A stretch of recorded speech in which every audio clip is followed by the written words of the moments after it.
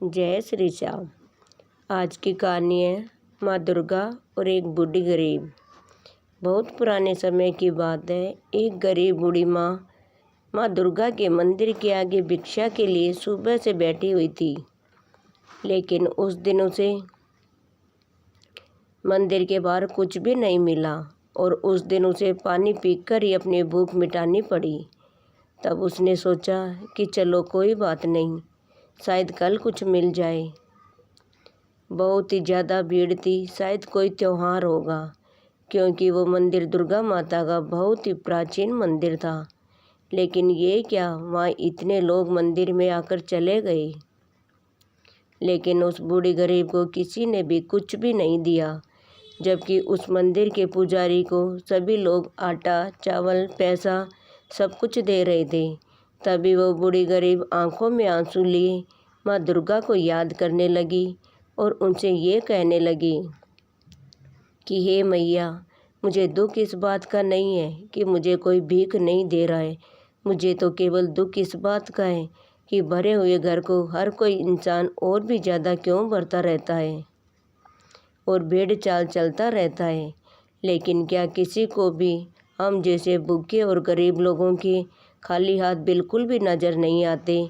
ऐसा क्यों होता है मैया? और अगर ऐसा ही चलता रहा तो हम जैसे गरीब लोगों का क्या होगा?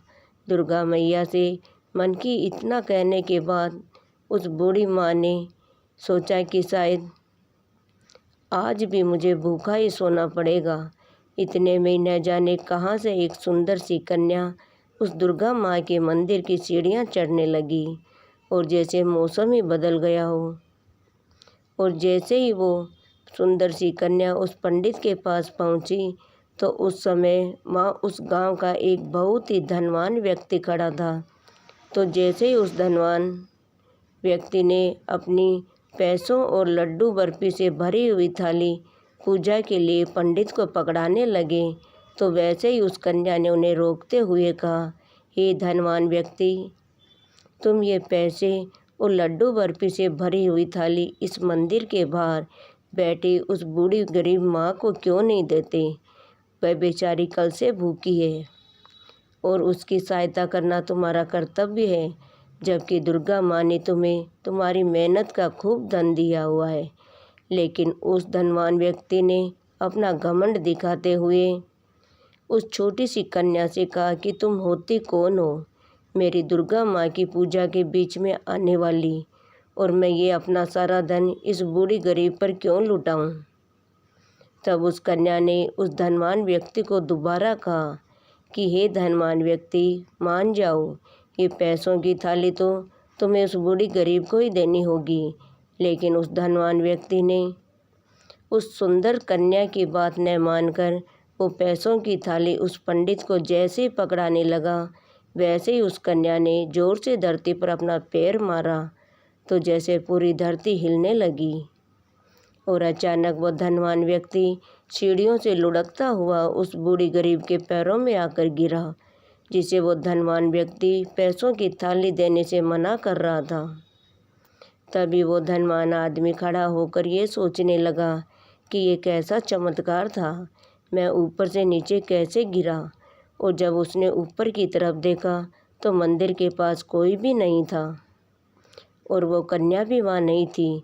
तो उसने उस मंदिर के पंडित से पूछा कि पंडित जी, अभी अभी से यहाँ पर एक सुंदर सी कन्या खड़ी थी जो मुझे मंदिर में प्रसाद न चढ़ाकर उस गरीब बुड्ढी को देने के लिए कह रही थी।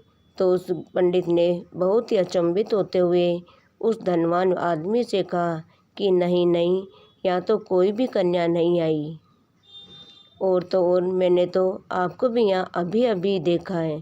इतना सुनते ही उस धनवान आदमी की आंखों में दुख भरे आंसू आ जाते हैं और वो सब समझ जाता है कि वो कन्या कोई और नहीं बल्कि मेरी दुर्गा माँ ही थी।